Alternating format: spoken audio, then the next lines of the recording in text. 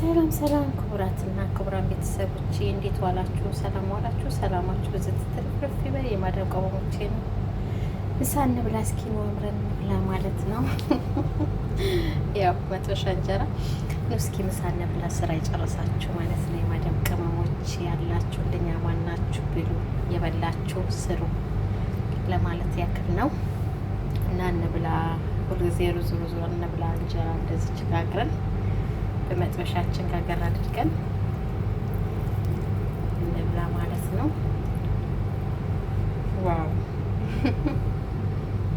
እንብላሽ ቅመሞቼ፣ ሰምታችኋል።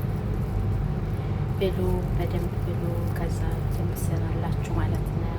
የመረሻይ ማነው አሲራችሁንም እየጠጣችሁ ውሃችሁንም እየጠጣችሁ በደንብ ብሉሽ ማለት ነው።